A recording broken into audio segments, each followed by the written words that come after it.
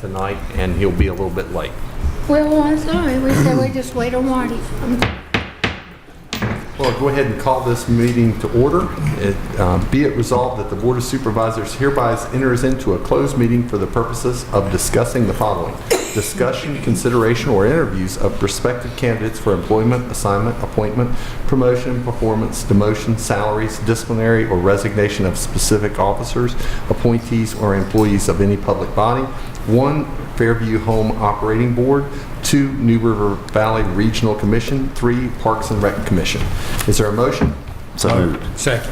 Any discussion? Madam Clerk, would you please call the roll? Mr. Creed? Aye. Ms. Perkins? Yes. Mr. King? Aye. Ms. Biggs? Aye. Mr. Motts? Aye. Mr. Shepherd? Aye. Chair Tuck? Aye. 7 ayes. We are in closed meeting. I'm going to go ahead and is there a motion to come out of the closed meeting? Second. Any discussion? Madam Clerk, please call the roll. Ms. Perkins? Aye. Mr. King? Aye. Ms. Biggs? Aye. Mr. Motts? Aye. Mr. Shepherd? Aye. Mr. Creed? Aye. Chair Tuck? Aye. 7 ayes.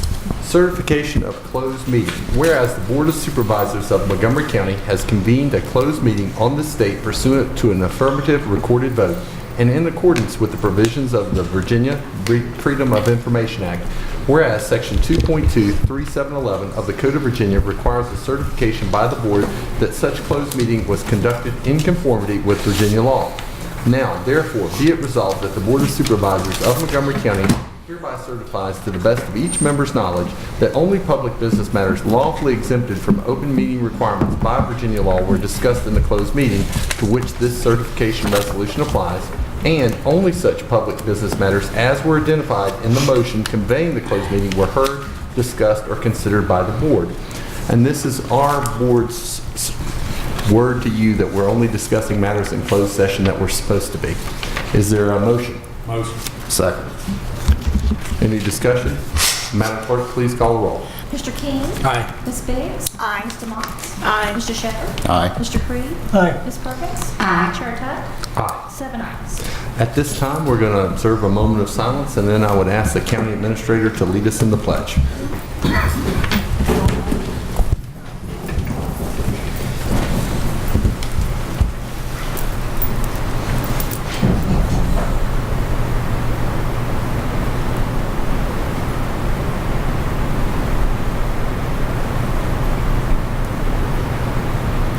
Let us pledge, please.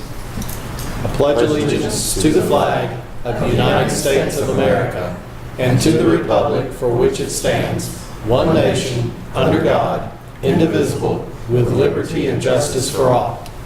Thank you very much. Well, before we go on to the public hearing, according to Facebook, Mr. Creed, is it your birthday today? Oh, With that ugly look, yes. It is Mr. Creed's birthday, and I want to wish you a happy birthday, and thank you for sharing your birthday with me. 21 today. Are you going to lead us in song, Chris? No, but I thought about asking Carol, but I'm afraid that she's got that big sword, and I'm afraid of that, so I better not.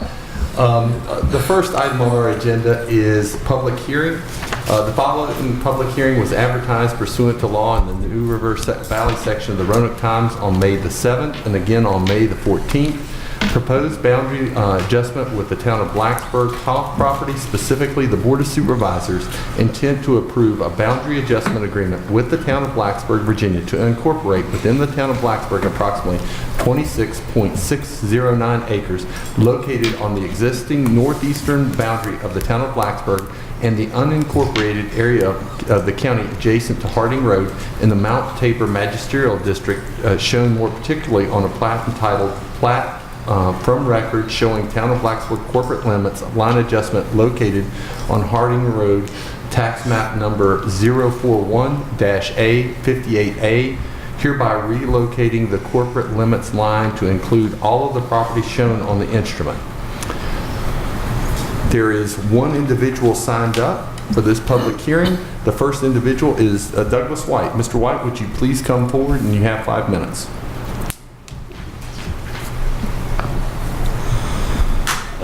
Good evening, Board. I thought that they would be presenting first, but I had a prepared statement and I gave it to Vicki to distribute to you. And there's also a series of images. I don't know if you got those yet. I'll review the prepared statement. I would like to read some language out of the resolution that came out of Blacksburg. Whereas the incorporation of the property into the town will not adversely affect the ability of the county or the town to meet the needs of their residents, both within and without the town corporate limits. The proposed changes to the boundary line between the town and the county will further the interest of the Commonwealth of Virginia in promoting orderly growth. That's great.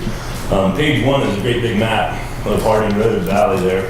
The green line that surrounds is the watershed that contributes to the flooding of the Windsor Hills Pump Station, which is owned by the town of Blacksburg. You'll also note on the drawing there that there's there's actually 4 known sinkholes in the region, and I'll talk a little bit more about those later. But to the right side of the page are the affected wells that I know of since 2007. All of those wells had attributes of fecal coliforms and E. coli bacteria and battles associated with ridding the wells of that. So on page 2 is the Windsor Hills Pump Station last fall. And you can clearly see that the wellhead is sandbagged. It's been sandbagged since at least 2015.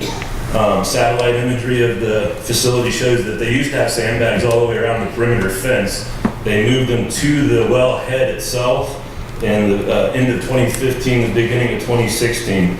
The image to the right is the sinkhole as I found it, and a perspective image relative to the sinkhole and the pump station in the background at the bottom. You need to understand that there's a sewer pipe underneath that sinkhole, a sewer pipe that's been denied for at least 9 years in my last life. Page 3 is water flowing through the pump station. The water at the surface runs over top and through this system. Once again, at the bottom there's an image of the creek basin as it expresses itself in holding water. And on the same day, you can see clearly that the bottom of the sinkhole is not holding water. That's important for a geology perspective. Page 4 is another sinkhole that exists at the top corner of the property adjacent to the orchards. When this sinkhole at the bottom of the hill began expressing itself over the winter, so did this one at the top of the hill. And you can see in the images here, these are separated by months, the growth in the sinkhole at the top of the hill. It's a regional attribute. It goes all the way through the orchards as well. So page 5 is a runoff situation that occurred because Woods Edge Court, which is originally Orchards Phase 1, has unmitigated stormwater. When they built phases 2 and 3, they closed it out completely, removing the attribute of the water that used to go to a retention basin behind the Orchards Phase 3. So now all that water goes into Windsor Hills, and you can see that it's gouging the hillside. And at the base of that hill, it floods the pump station. So the last page, today as I drove to Windsor Hills to do my monthly photography, you can see that the sinkhole's been filled in. That's the good news, maybe. The problem is that sinkholes don't fill in from the top to the bottom. They go away constantly from the bottom, and they only reveal themselves at the surface when people pay attention. But you can also see that the sandbags are still around the wellhead today. So how is this bettering the Commonwealth of Virginia? By excluding the known history and not moving it forward as part of this agreement. I have not ever said that I'm against the Poff family. As an entity, I think they're great. They came forward this year, and I appreciate meeting their family.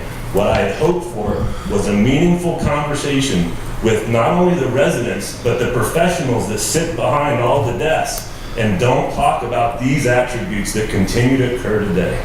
Thank you. That was all the individuals signed up. Is there anyone else who would like to speak as to this issue?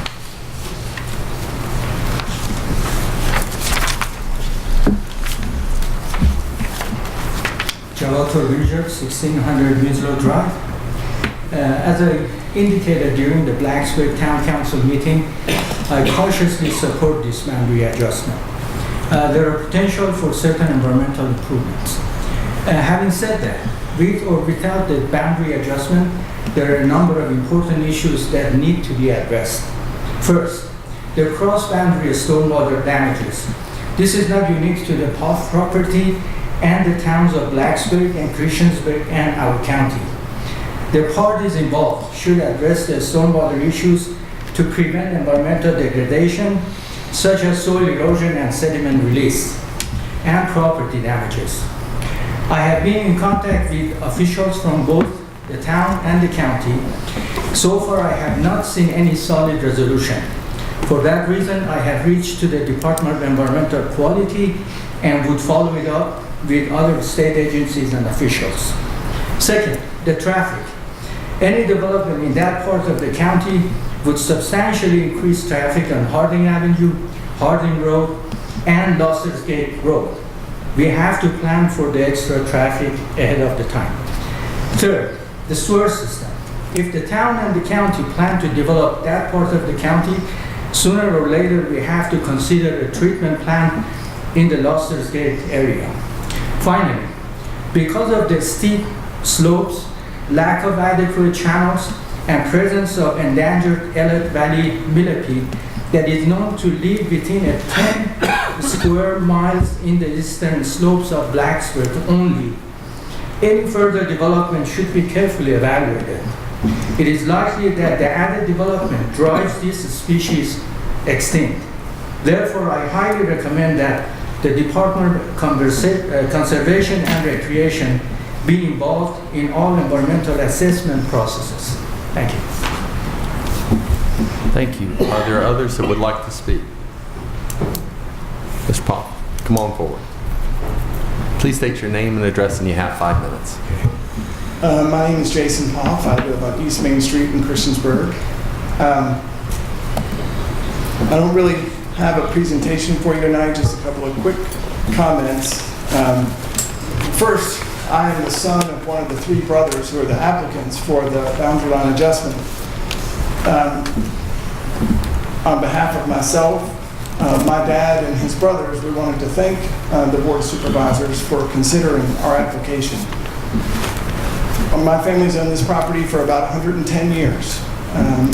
My dad and his brothers lived there and worked the farm. They grew up there until the 60s, but for about the past 50 years, it's just sat vacant. We don't have a development in mind for the property.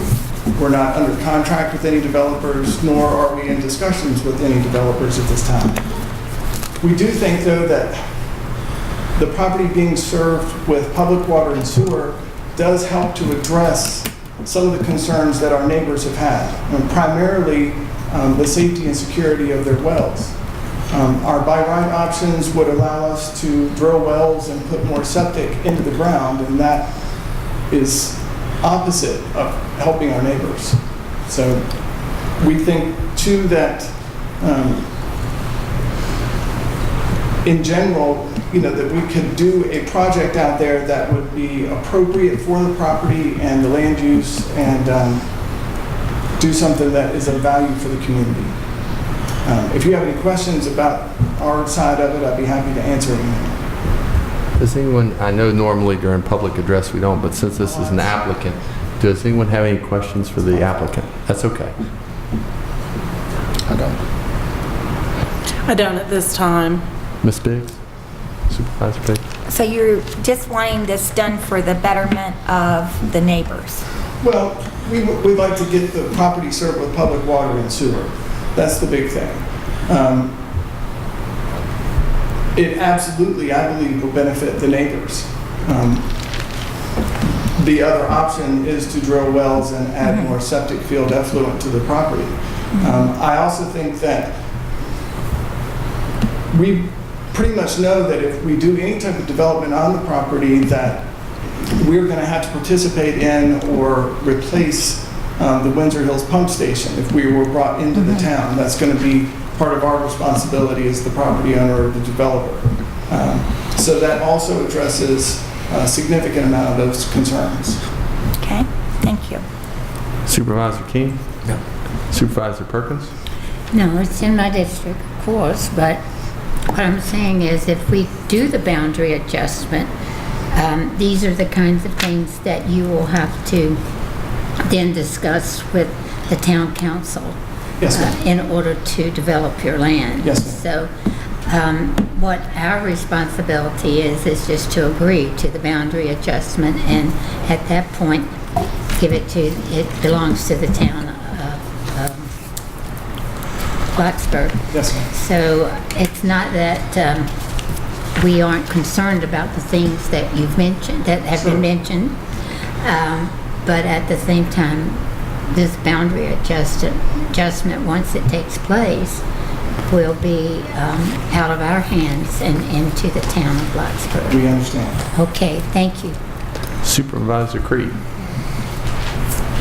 Thank you very much. Apologize for the breach of protocol. That's okay, and I'll take some of the blame there.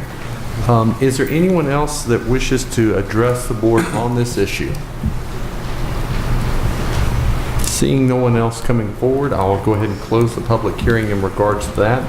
And the next item is a public hearing regarding a rezoning and extended special use permit for Prices Fork Village 1 LLC, a request by Prices Fork Village and Prices Fork Village 2, 1 and 2, by Balzers and Associates to rezone a total of a half an acre of tax parcel 052-A, 50-A, parcel ID 220104 from RM-1 multifamily conditional to TND-1 conditional, extending special use permit for senior housing and farm to market subject to a half an acre and modified proper site plan condition to include the amended site plan that reflects the changes in use for the area being rezoned from case number RZ-2014-11614. Specifically, the property is located at 4237 Prices Fork Road. We're going to see if we can make those longer for you. Good evening. Tonight we are talking about a rezoning, but a little bit different than what we normally bring forward. This is basically modifying an existing rezoning, and I'm just going to walk you through the changes, which are fairly minor in nature. The applicant is the property owner for both parcels, which is Prices Fork Village 1 and 2 LLC.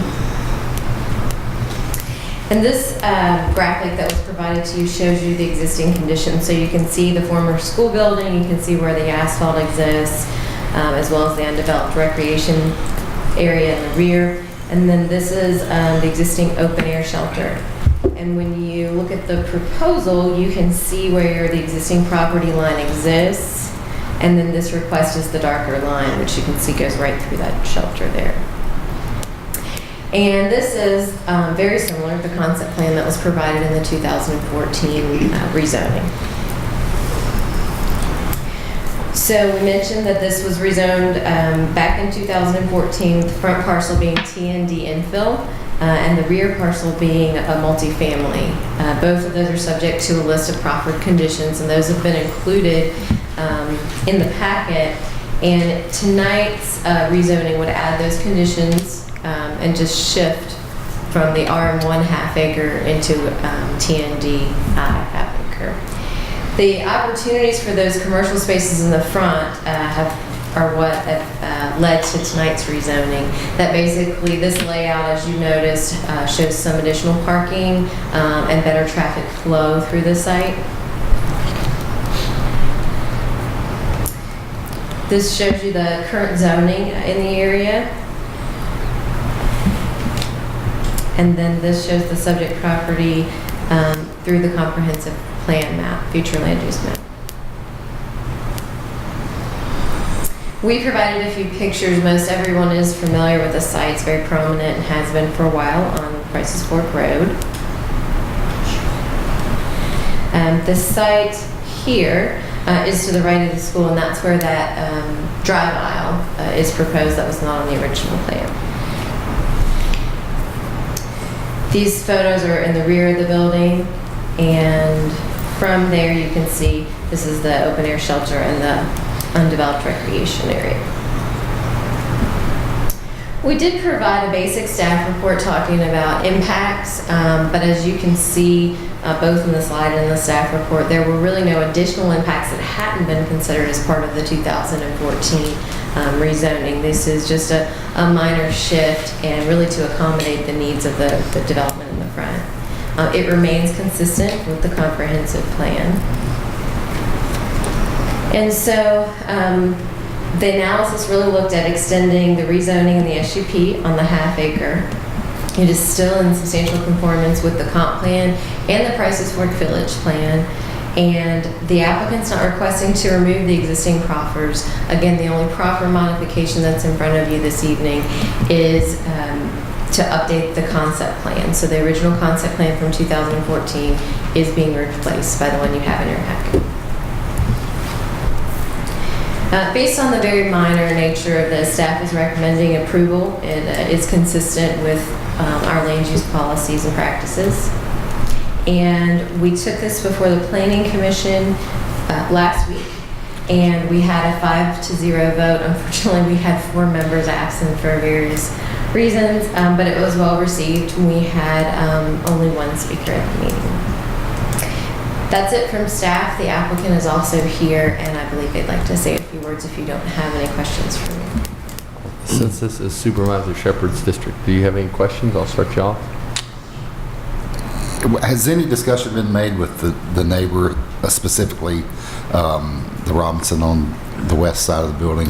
Robinson. Their houses would be right against that drive that goes around that west end of the building. They were present, JD and his wife and her father were present at the meeting. Her father is the one, Bennett Teets, is the one of the speakers, but they did not speak out against it. But they were present at the planning. I know JD. So to see this news? Yes. Yes. Okay. They stayed for the whole hearing, and Mr. Teets was the only speaker. He did ask to consider making the whole site a different zoning, but that wasn't the request in front of us. Okay. That's all I have. Okay. Supervisor DeMotts? I don't, thank you. Supervisor Biggs? No. How close is that road going to be to them people's house?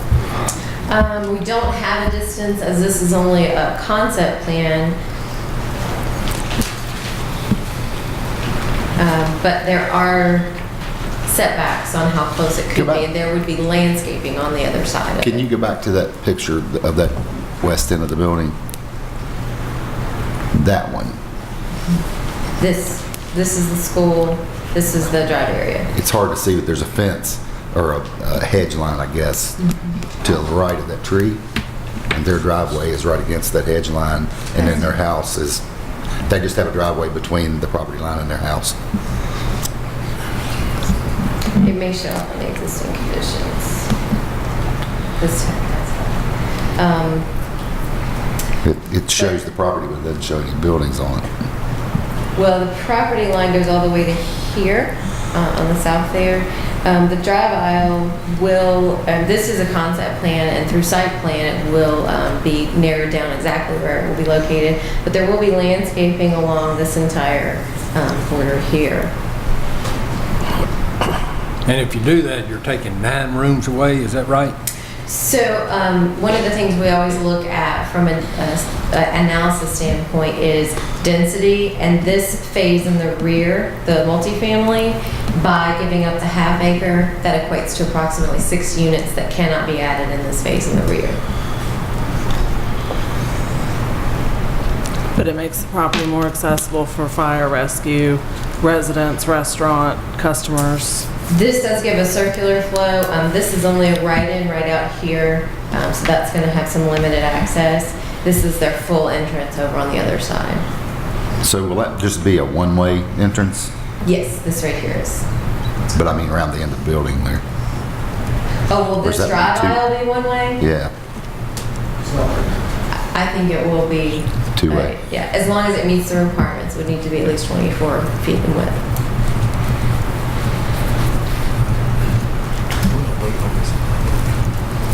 Well, might be. I want to look at this. Any other questions? Ms. Perkins? No, thank you. Mr. Creed? And I'll ask Mr. 48 to come forward if he wanted to. Oh, okay. Good evening, Steve Sinoes of Baldwin Associates. It's nice to see everyone again. It's been a few months since I've been here. Just a couple points I wanted to make from Emily's presentation.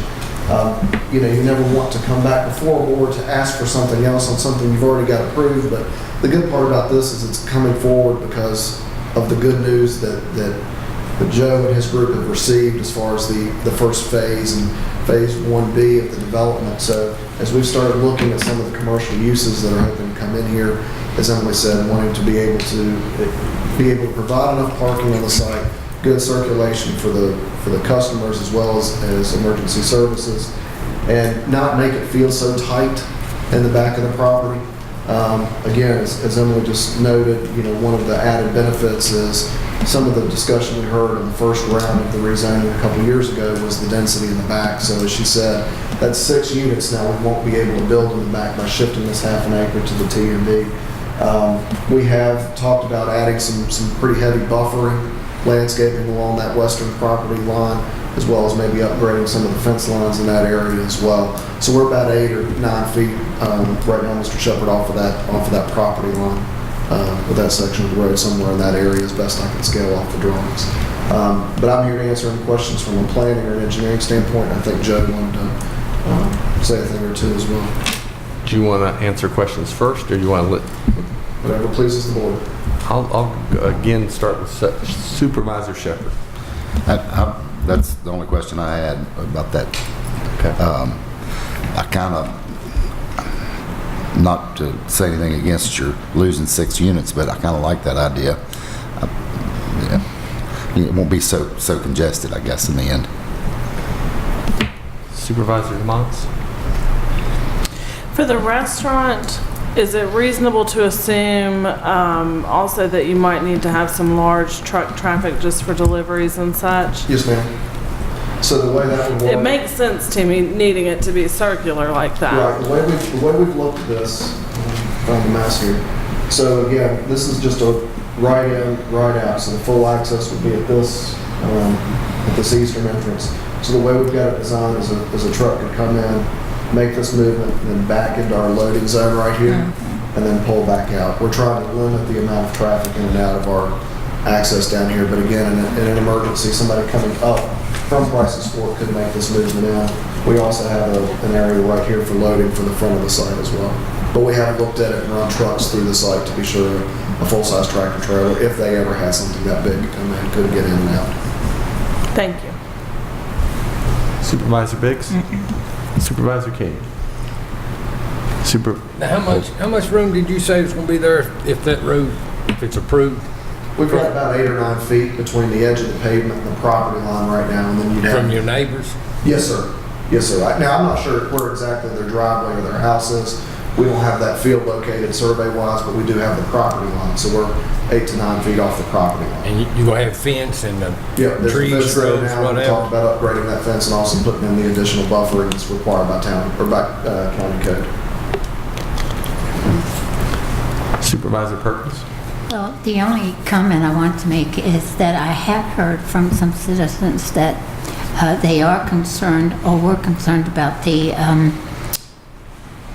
density of the housing back on the second phase if you go through there.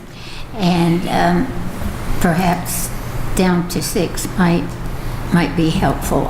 I don't know, but that is the only comment I've heard from people who live close by, and otherwise they're pleased with the rest of it. Supervisor Creed? Not about you. Thank you, sir. Mr. Fortier? Thank you very much. I would like to thank the planning staff and planning board for their work on this, and for you folks for your time. Steve said, we don't like coming back again. We're here because I made us come here. In doing our plans for the rest of the build-out, we have been very successful in attracting a lot of community support, which I'm going to tell you about in just a minute. And it seemed like, while not necessary to do what we had, it was getting awful crowded in that front part of the piece. So it's not often. In fact, I think I've got a letter from the Developers Association kicking me out because I'm voluntarily here giving up 6 potential units on the back. It was my choice. So, people are happy that we're reducing the density. And we're doing it voluntarily without any more units being proposed for the front than we came through on the original plan requested. So far on the Price's Fork, we have invested a total of $2.7 million in this building to date. It's coming very, very well. We're actually hanging sheetrock on the units, the old classrooms, and they're starting to take shape and they're starting to look like what they're going to in their final form. We spent a year and a half making the building uglier, ripping things out, trying to get new plumbing and trying to get new roofs on it, and it has been work. It's a very, very hard thing to do a historic renovation and try to put new services in it. And we're also trying very hard to get an Earthcraft Energy Certified building. Right now, we are on track to take this old beauty with the historic limitations, such as having to keep the old window frames and build it so that it is a full 26% more energy efficient than any other new building that's built in the Tucson County standards. So we're very, very proud of this, and we worked hard to do it. The pictures Emily showed actually show the new windows in, where we actually had to go out, take out the old glass, and remove the asbestos and sandblast them, and bring in some very high-tech double pane glass. Took us a long time, but we're getting a lot of feedback that the building is starting to look better, and we're very, very pleased by that. Right now, we have 16 units planning for the front, and we have more people than that on our waiting list, and we haven't even asked people, we haven't even told people about it. I got yelled at just last week for not letting people know that we were taking applications, and we're not. But anyway, so the demand has been there, the community support has been there. We've been working with a very committed community group to try to bring businesses in to develop the commercial spaces, and we've had some success to date. In this front part that we're asking for this rezoning on, we have managed to attract an additional $3.2 million worth of outside grants from the state and federal governments because they really like the concept of the food center we're trying to develop there. So it has been slow, it has been long, it has taken ridiculous amounts of time, and it's working. Right now, we're on track to put a community kitchen in that farmers and small business people can rent by the hour so that they can grow their farms and businesses. A farm-to-table restaurant, a branch of Rising Sour Brewery, a local small microbrewery where people can go and have locally done beer and some retail. So we've made a lot of progress on this.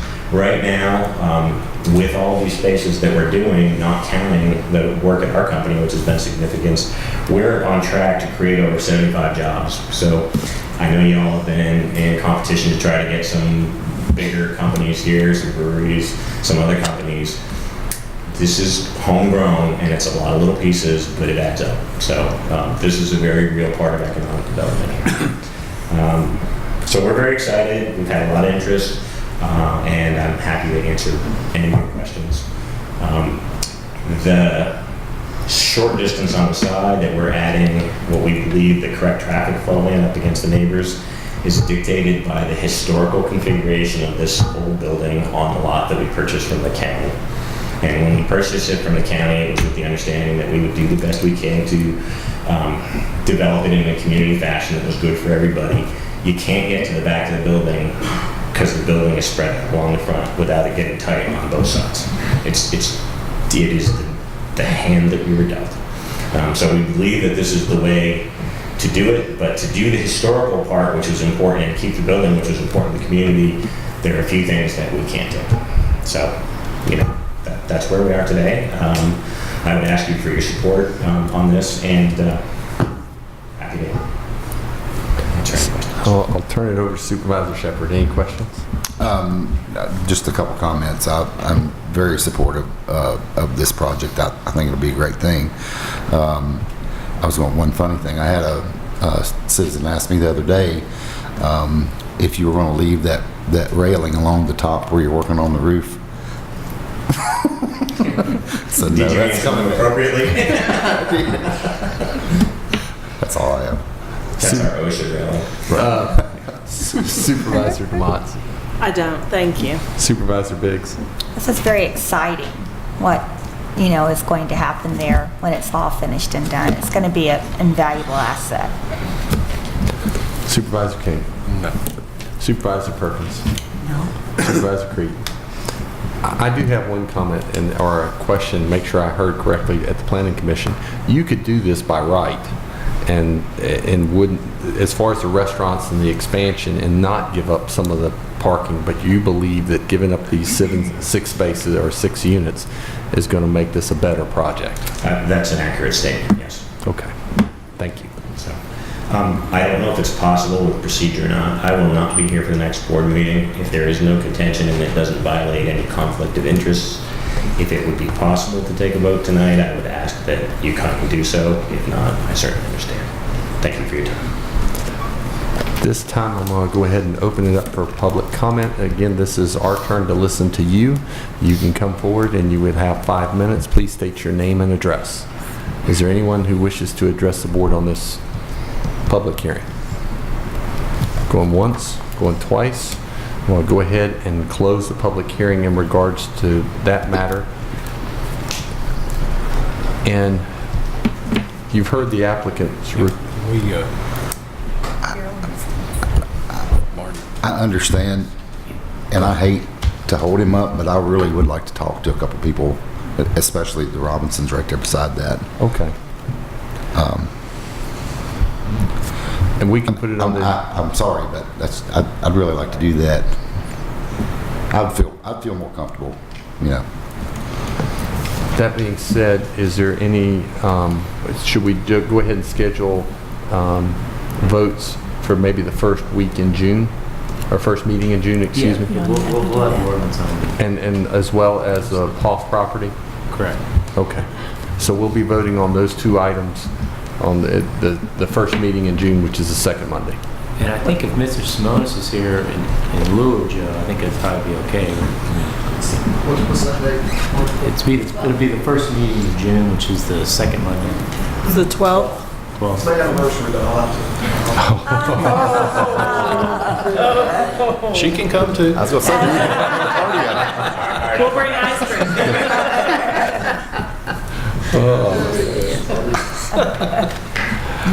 Thank you all very much.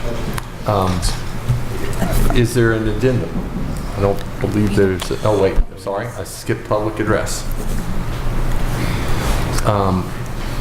Next on our agenda is public address.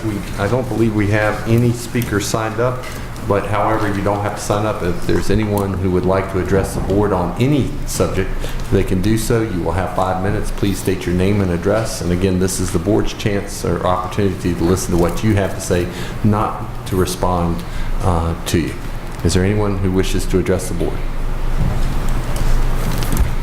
If I may, one more time. My name's Douglas White, 760 Triangle Street. I wanted to thank the county staff. It's been 16 months of trying to harvest documents about the concerns in the Harding Road Valley. And the Blacksburg side cost me over $509 this year, Freedom of Information Act production. I gave my file stacks to the residents because I'm no longer an owner on Harding Road anymore. But it's important that the staff understand that when a person like myself comes to the county for data, we don't come with checkbooks and bank accounts full to spend for public information. And my opportunities to meet with staff on the county side initially were kind of rough until they started to understand where I was heading with what I was seeking. And then once the staff started to understand the correlations between the county and the town, their willingness to work with me was greatly appreciated. Thank you, guys. Thank you. Is there any other individuals who would like to address the board? Yes, ma'am. Please state your name and address, and you have 5 minutes. My name is Carol Schwobel. I live on 1416 Harding Road, which is right across from the Poff property that we were discussing earlier.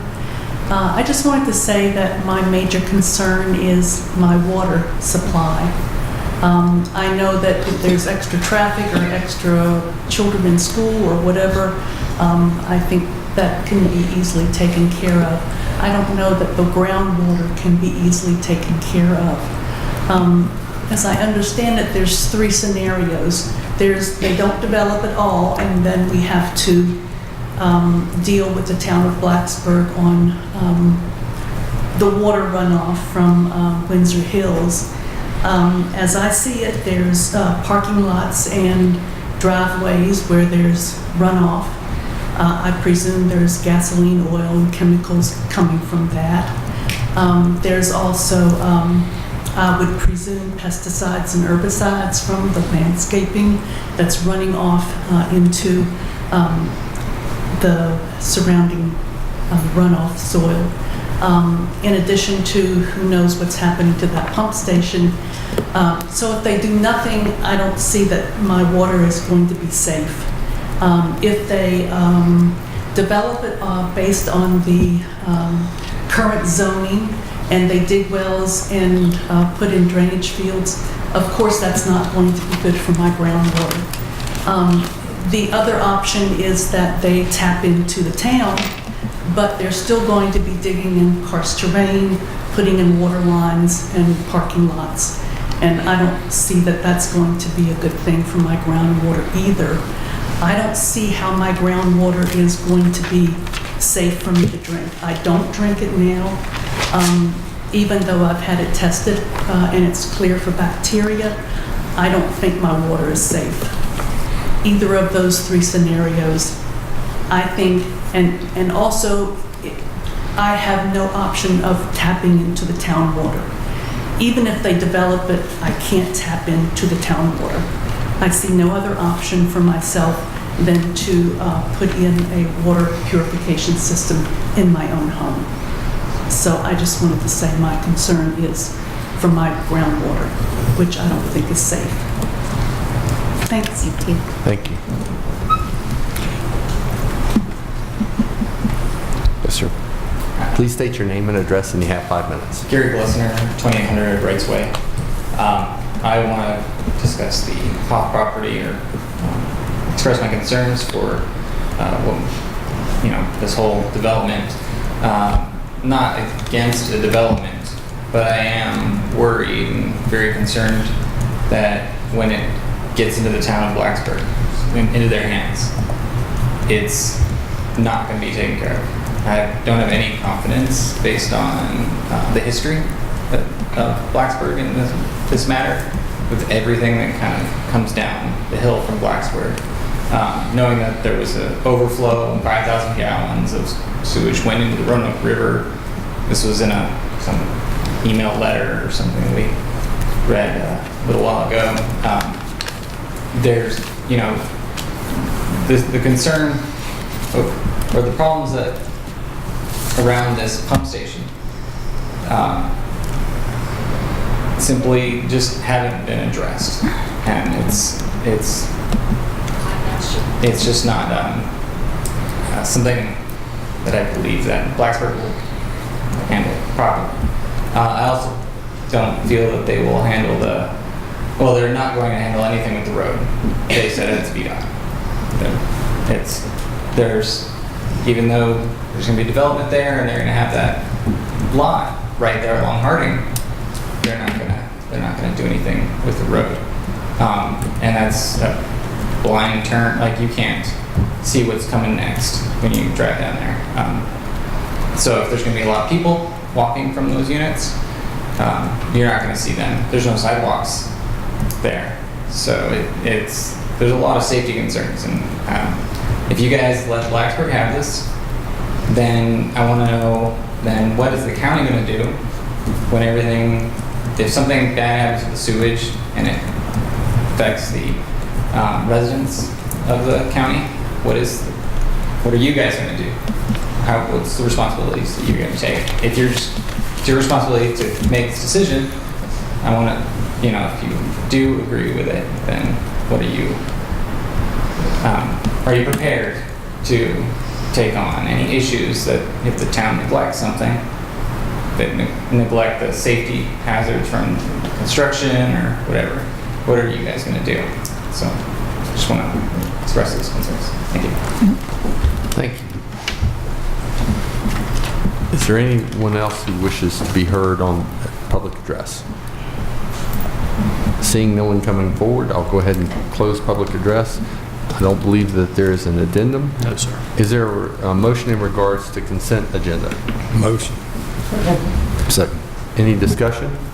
Madam Clerk, would you please call the roll? Ms. Biggs? Aye. Mr. Motts? Aye. Mr. Shepherd? Aye. Mr. Shepherd? Mr. Creed? Aye. Ms. Perkins? Aye. Mr. King? Aye. Chair Tuck? Aye. 7 ayes. Next on our agenda, dedication of a portion of the former AEP property to the town of Blacksburg for recreational use. Specifically, a resolution approving the dedication of approximately 9.25 acre of the former AEP property north of Nick Ryan Drive, Blacksburg, Virginia, to the town of Blacksburg for recreational use. Is there a motion? So moved. Is there a second? Second. I would- And discussion? Well, we have discussed it and discussed it,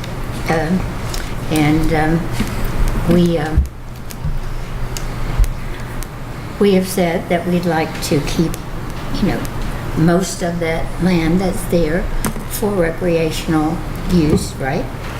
And we also have agreed to, or talked about selling a portion of it.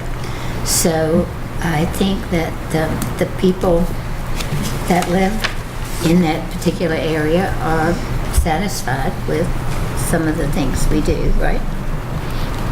Or that we have said we would agree to. So it seems to me that it's a good proposition for us and for them. Any further discussion? Madam Clerk, would you please call the roll? Mr. Motts? Aye. Mr. Shepherd? Aye. Mr. Creed? Aye. Mr. King? No. Ms. Biggs? Aye. Ms. Perkins? Aye. Chair Tuck? Aye. 6 ayes, 1 no. Next is a conveyance of approximately 2.75 acre portion of the former AEP property to Jeffrey Stosser, specifically a resolution approving the conveying of approximately 2.7 acres of a portion of the former AEP property north of Nick Ryan Drive, Blacksburg, Virginia, to Jeffrey Stosser for a single home family site. Is there a motion? So moved. Is there a Second. Any discussion on this aspect? I've got just one question. The $100,000 sales price of this property will go to Parks and Rec, correct? That is, when I'm voting for this, that is my intent for this Yes. $100,000. As part of what we've discussed over the last 3 months, 4 months, is that this is a compromise. We're being able to provide 9 acres that's going to connect with Nellie's Cave Road, a park that Blacksburg has, and then at the same time, we're going to be able to sell off a portion that had not been used by the members of the neighborhood, Right. And then use that money for Parks and Rec. So I think that this is a... And for the county's Parks and Rec, the Yes. sales price? Yes, the $100,000. And then the town's Parks and Rec then will control the 9 point. And then after this, we need to approach the town about requesting to take the 9.25 acres into the town of Blacksburg so they can respond. Because right now, you have to drive Right. into Blacksburg. And so for our emergency services responders, it doesn't make a lot of sense. And county staff's working with Sure. the town to try to get all those details worked out, but this was the first big step, so thank you. But neither one of these will take effect unless the town takes that property, right? From my understanding, and that from the staff, the town was willing to ask for the boundary line adjustment and take it in. Yes. And I'm seeing all 3 nodding heads that were there. But what I'm saying is, A and B, both of them's got to work before either one of them works. I think that B is not going to go into the town. A is going to go into the town. And I'm looking at staff to make sure so Mr. Stosser's going to stay out in the county. So Yeah, but that sale will go through What I'm regardless. saying is if the town says they don't want that property and we sell B here, we're still with 9.25 acres. That would be correct, Yes. but based on the meeting that they had with... Don't anticipate that happening. Everybody change their mind. It's a possibility. I think, too, the neighbors group wanted the town to have it Sure. as well, so they're encouraging the town to take it and put it in their P&R department as well. You think so? Yes, I think we've listened to the neighbors quite a bit, and they've been very concerned about what happens there. They've been very active with And the they've town been as very well. active, and they have certainly worked with the town and worked with us, and I think that maybe it is going to work out better the way we... I trust the neighbors group to be just Yes. as vocal and collectively speaking with the town as they were with us. Yes. My concern is if the town don't accept this and we sell it 2.75, then we're still gonna be 9.25 acres. Yes. My opinion, I'd like to make sure both of them work together. I really, and I understand you've got some concerns, but if the town doesn't take it, then I guess my next would be looking at a homeowners association or the like taking it in. But I really, and I would look to the members who are, and the staff. I'm pretty confident that the town will Yeah. take it because a few members of town council have approached me to talk about their interest in doing that. And I know the director of Parks and Rec for the town has also expressed some interest and done a very preliminary planning for the site so it can be used. And the neighbors have worked with, I've talked to the town council members many different times. They've already been there. Now, none of the town council has. I have one question. Who is responsible for the insurance on this place? Once we sell it, the town of Blacksburg will, once we convey it, and then Mr. Stosser, just like anybody else would be, it would be on him. Currently, it's the responsibility of the It's county. us. So we're getting rid of a responsibility. Okay, we won't have any tie downs to, even as far as the children and stuff that are running around in there. Who's responsible for them? It'll be Blacksburg because it'll be their property. Blacksburg got the whole property. The And 9.25. then the 9.25 comes out of that. 9.75, I'm sorry, I said 9.25. So it'll all be the town's. That's good. Yep. Any further discussion? Madam Clerk, would you please call the roll? Mr. Shepherd? Aye. Mr. Creed? Aye. Mr. King? Aye. Ms. Biggs? Aye. Mr. Motts? Aye. Ms. Perkins? Aye. Chair Tuck? Aye. 7 ayes. Next item on our agenda is subject C, resolution denying the petition requesting a zoning text amendment, specifically resolution denying the petition requesting a zoning text amendment, reducing the required setback under section 10-40, paragraph 3 of the county zoning ordinance for slaughterhouses from 400 feet to 100 feet when served by public sewer. And Marty, may I ask a procedural question? Yes, sir. If you vote in favor and yes to the resolution denying. Yeah, you're denying it. Yeah. Yes, I just want to make sure that it's clear to everyone in regards to that a yes vote is to leave everything the way it is. Right. I would also report that this, as y'all know, came up through the Planning Commission and the like, and y'all are aware of that. But I think the Planning Commission is interested in looking at setbacks as a whole and exploring that to see setbacks on kennels, setbacks here, whether in industrial settings perhaps the setback might be reduced in areas that are zoned industrial. So the Planning Commission may be exploring that over time and may be sending us a recommendation, but this is just a vote on this one issue that was put to us by a citizen.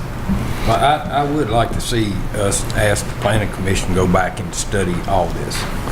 Like all the setbacks? All of it. Okay. And I don't have we can bring that up after this vote, or we can just have consensus for them to do that? Is there a general consensus for the Planning Commission to look at the setbacks as a total? Yes. Yes, definitely. Yes. Okay. It's always good to do. Is there a motion in regards to what's before the board? Motion. Second.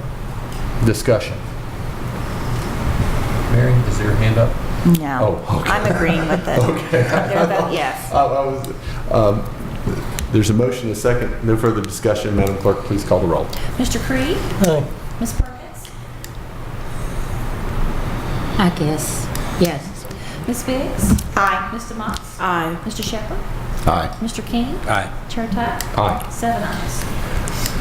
Subject D, Virginia Department of Transportation 6-year secondary road plan, specifically resolution approving the 6-year road improvement plan for secondary roads FY 2017, 2018 through 2022, 2023. Is there a motion? Motion. Second. Any discussion? Sounds like a deal to me. With that being said, Madam Clerk, please call the roll. Ms. Perkins? Aye. Mr. King? Aye. Ms. Biggs? Aye. Mr. Motts? Aye. Mr. Shepherd? Aye. Mr. Creed? Aye. Chair Tuck? Aye. 7 ayes. County Attorney's report. No report, Mr. Chairman. County Administrator's report. Just one item, just want to remind everyone of the joint meeting with the school board that's scheduled for next Tuesday, which is May 30th. We haven't finalized it yet, but I'm suspecting that dinner will probably be at 6:30 and the meeting will begin at 7. I think that's what we're going to try to get set up. So just wanted to mention that to everyone, and other than that, hope everyone has a great Memorial Day weekend. Supervisor DeMotts. You know, it's a real bummer because I don't have a report, and I wanted to have a report when I was the first one, but I also don't want to waste everybody's time if I have no report. So no report. Supervisor Shepherd. What? What? Follow that, Daryl. I just wanted to thank Emily for all her work on the Price's Fork project. Supervisor Creed. No. Supervisor Perkins. Well, I'm just going to briefly mention it, and then Ms. Biggs can fill us in, because this weekend we had probably the most successful VACO meeting that we've had ever. VACO's Board of Directors always meets in the month of May to have a time of trying to, decide. And this president, or the chair, whatever you want to say, is allowed to have that meeting in his or her home area. So we are fortunate to have Ms. Biggs as the chairperson and president of VACO, which is the Virginia Association of Counties, the whole state of Virginia. And the directors met this past weekend here in Blacksburg, and you also have an opportunity to sell your area, let people see what it's all about. So Ms. Biggs is next on the agenda, and so I will stop right there, but I do think that we should give Ms. Biggs and Lisa Blakely, our tourism director, a great deal of appreciation for all of the hard work that they put in to make this so successful. We really need to thank them for the individuals that participated, having a tremendous weekend of meetings. Probably the easiest, nicest conference I've been to in a long time. Thank you. Supervisor Biggs, or Madam President. Well, it was very exciting. It was very successful.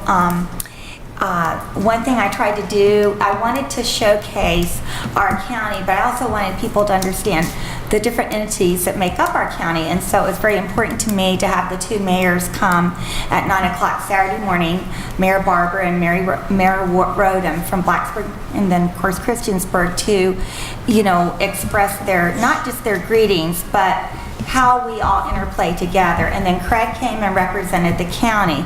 So that left the big VT representative, who was our Hokey Bird. So we had a very successful meeting, and then we went on a tour of the Smart Road, and our bus driver that Lisa had arranged, they allowed him to drive us all over the Smart Road and explain about the Smart Road and how much research money it brings in per year, some of the different things that are going on there. Then we left there and we went to our animal care and adoption center, which was very, very successful. We almost had 2 adoptions from people that had to travel back together to Richmond, but one wanted a little kitten and one wanted a big dog. So it didn't quite work out, but they were very tempted. And we had a lot of interest in that facility. Not only like how we went about building it, but how we are staffing it. People were very interested in the volunteers, the fact that we get our food from donations, and it was very successful. And then we ended up going back through the tech campus so they could see all the development there, stopping by the memorial, of course, in front of Burris Hall, and then we ended up in Lane Stadium, and we had an inside tailgate. So I really want to express my appreciation to our tourism office. Lisa and Irene just did an outstanding job. We've had emails from all different places in Virginia complimenting us on this, on just our hospitality alone, and the fact that, you know, people did not know all that was going on in Montgomery County. And so we've had a lot of compliments, and I want to thank Craig for all of his help, and I want to thank April and Todd for coming by the dinner, and of course Annette was there because she's a member of the VACO board. So it was just the only thing that went wrong, there was one thing that went wrong, and that was the people were staying at the Inn at Virginia Tech, and the alarm went off at different times, like 4 o'clock in the morning and 4:30 and then 10 of 6, telling everyone they needed to leave the premises because there was an emergency. So basically everyone was wide, well, I don't know if you call it wide awake for the meeting at 9 o'clock, but they were up for it. So, but anyway, thanks for everybody's help. And we did showcase our county. The rain held off so everyone could see the green and the mountains, and I think everyone enjoyed themselves. Supervisor King. Just want to thank Mary. Me and Amy enjoyed ourselves over there Saturday. You done a real good job. Thank you. And just one more thing, just a reminder. Don't forget, this is Motorcycle Awareness Month. Look out for the motorcycles. That's right. Thank you. A few things. As you know, I'm the liaison with the Planning Commission. They have been working very hard, numerous meetings on the sign ordinance. And again, there are none of them that want to make this change, but they have to make this change based on the Supreme Court ruling in regards to our sign ordinance and sign ordinances throughout the country that were declared unconstitutional due to the nature of, a lot of times our sign ordinances and throughout the country, if it was commercial in nature, there was one set of rules. If it was a church sign, there was another set of rules. If it was elections, there was another, or political, there was another set of rules. Well, the Supreme Court has ruled that that is not appropriate. If you have to read the sign, therefore it's content-based, and so we're not allowed to do that anymore. The Planning Commission has been working very hard. That sign ordinance will be coming to you shortly. They've gone through a lot of different hearings and a lot of different meetings trying to get the public involved. So that'll be coming to us probably in June. Other than that, I don't have anything else to report. Chris, aren't they coordinating with Christiansburg and Blacksburg too? I know that they're sharing information. I know Emily and the staff have been to different seminars to try to come up with creative plans on how to adopt our current sign ordinance and then utilize different language where it's not content-based, but rather either temporary or permanent signs, directional signs, and working through that process to try to keep our sign ordinances as similar as we possibly can. It is difficult. It is hard for some folks to understand. I expect that we'll get some folks here at our meeting talking about it, but I want you to know that the Planning Commission has, I've forgotten the exact number of meetings, but I want to say it's about 10 to 12 meetings that they have had trying to address and make these changes, and that doesn't include all the staff time. So there being nothing else, this meeting's adjourned.